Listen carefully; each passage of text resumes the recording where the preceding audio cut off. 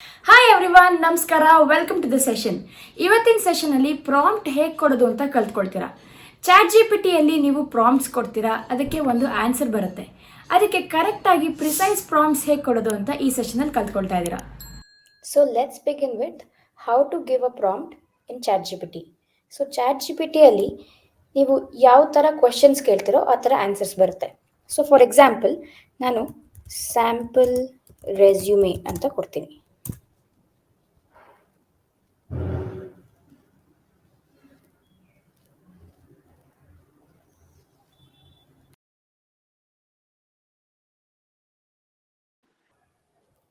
So ಇವಾಗ ನನಗೆ chat G P T ಇದಿಷ್ಟು ಆನ್ಸರ್ಸ್ ಕೊಟ್ಟಿದೆ. ಸ್ಯಾಂಪಲ್ ರೆಸ್ಯೂಮೆ ಅಂತಂದರೆ ಒಂದು ಪರ್ಸನ್ದು ಡಿಸ್ಕ್ರಿಪ್ಷನ್ನು, ಸಮ್ಮರಿ, ಅವ್ರ education details, work experience, skills, certification, projects ಇದೆಲ್ಲದೂ ಬರ್ತಾ ಇದೆ. ಬಟ್ ಇವಾಗ ಸ್ಪೆಸಿಫಿಕ್ ಆಗಿ ಏನಾದರೂ ಕೊಡಬೇಕಾಗತ್ತೆ. ನಾನು ಸ್ಯಾಂಪಲ್ ರೆಸ್ಯೂಮೆ ಫಾರ್ ಫ್ರೆಷರ್ಸ್ ಅಂತ ಕೊಡ್ತೀನಿ.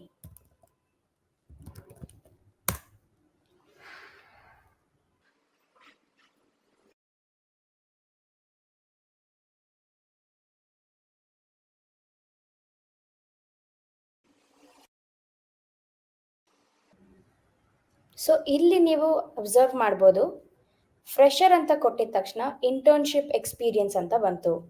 ಎಜುಕೇಷನ್ ಡೀಟೇಲ್ಸ್ನ ಜಾಸ್ತಿ ಪ್ರಿಫರ್ ಮಾಡಿದ್ದಾರೆ. ಸೊ ಎನಿ ಫ್ರೆಷರ್ ಅವರು ಜಾಸ್ತಿ ಇಂಪಾರ್ಟೆನ್ಸ್ ಕೊಡೋದು ಯಾವುದು ಅಂತಂದರೆ ಎಜುಕೇಷನ್ಗೆ ಮತ್ತು ಏನು ಪ್ರಾಜೆಕ್ಟ್ಸ್ ಮಾಡಿರ್ತಾರೆ ಅದಕ್ಕೆ, ಆ್ಯಂಡ್ ದೆನ್ ಇಂಟರ್ನ್ಶಿಪ್ಸ್ಗೆ ಇಂಪಾರ್ಟೆನ್ಸ್ ಕೊಡುತ್ತೆ.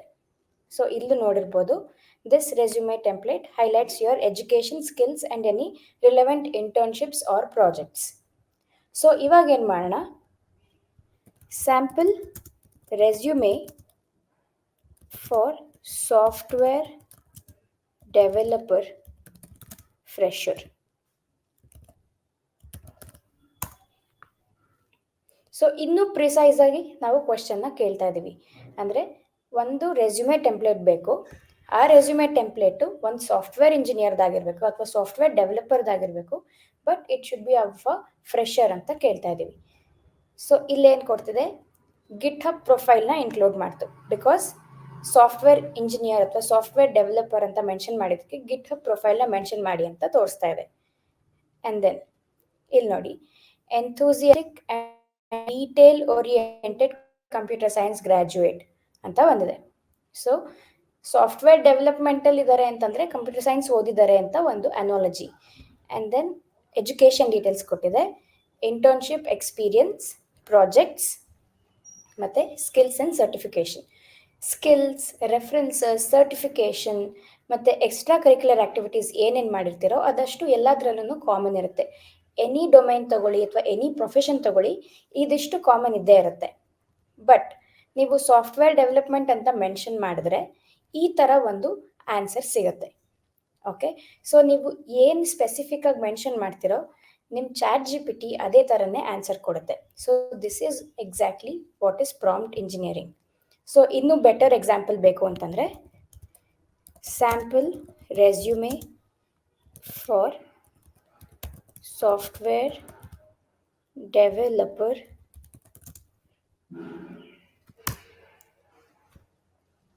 ಸೊ ಸಾಫ್ಟ್ವೇರ್ ಡೆವಲಪರ್ ಅಂತ ಮತ್ತೆ ಕೊಟ್ಟಿದ್ದೀನಿ, ಫ್ರೆಷರ್ ಅಂತ ಕೊಟ್ಟಿಲ್ಲ.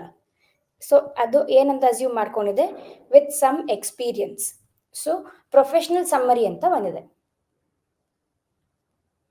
ಆ್ಯಂಡ್ ದೆನ್ ವರ್ಕ್ ಎಕ್ಸ್ಪೀರಿಯನ್ಸ್ ಬಂದಿದೆ. ಮತ್ತು ಪ್ರಾಜೆಕ್ಟ್ಸ್, ಸ್ಕಿಲ್ಸ್ ಇದೆಲ್ಲ ಕಾಮನ್ ಆಗಿದೆ.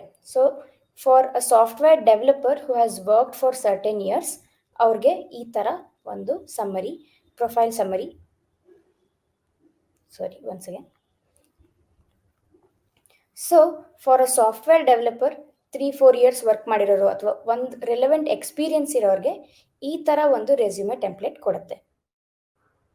ಸೊ ಇದರಲ್ಲಿ ನಾವೇನು ಅರ್ಥ ಮಾಡ್ಕೊಳ್ಬೇಕು ಅಂತಂದರೆ, ನಾವು ಯಾವ ಥರ ಕ್ವಶನ್ನ ಕೇಳ್ತಾ ಇದ್ದೀವಿ ಅದರಲ್ಲಿ ಪ್ರಿಸೈಸ್ ಆಗಿ ನಾವು ಮೆನ್ಷನ್ ಮಾಡಿದ್ರೆ ಇದೇ ಥರ ಬೇಕು, ಇವಾಗ ಸಾಫ್ಟ್ವೇರ್ ಡೆವಲಪರ್ದೇ ರೆಸ್ಯೂಮೆ ಬೇಕು, ಫ್ರೆಷರ್ದೇ ರೆಸ್ಯೂಮೆ ಬೇಕು ಅಂತ ಕೇಳಿದ್ರೆ ಅದೇ ಥರನೇ ನಮಗೆ ಆನ್ಸರು ಸಿಗುತ್ತೆ.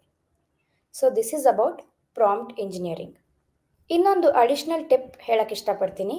ಅದೇನು ಅಂತಂದರೆ, ನೀವು ಒಂದು ಪ್ರಾಂಪ್ಟ್ ಕೊಟ್ಟಾದಮೇಲೆ, ಒಂದು ಆನ್ಸರ್ ಬಂದಮೇಲೆ ಆರ್ ಯು ಶ್ಯೂರ್ ಅಂತ ಕೊಟ್ಟು ನೋಡಿ.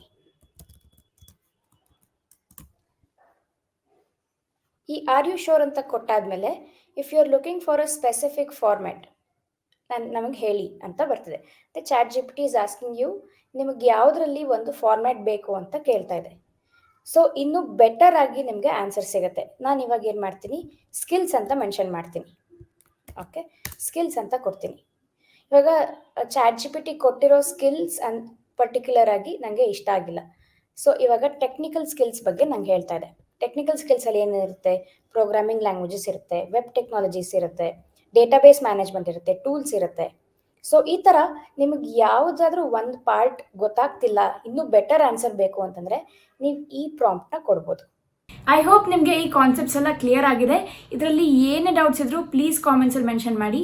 ನೆಕ್ಸ್ಟ್ ಸೆಷನ್ಗೆ ಏನಾದರೂ ಸಜೆಷನ್ಸ್ ಇದ್ದರೆ ಅದನ್ನು ಕೂಡ ಕಾಮೆಂಟ್ಸಲ್ಲಿ ಮೆನ್ಷನ್ ಮಾಡಿ. ನೆಕ್ಸ್ಟ್ ಸೆಷನಲ್ಲಿ ಏನಾದರೂ ಹೊಸದಾಗಿ ಕಲ್ತ್ಕೊಳ್ಳೋಣ. ಅಲ್ಲಿವರೆಗೂ ಬಾಯ್.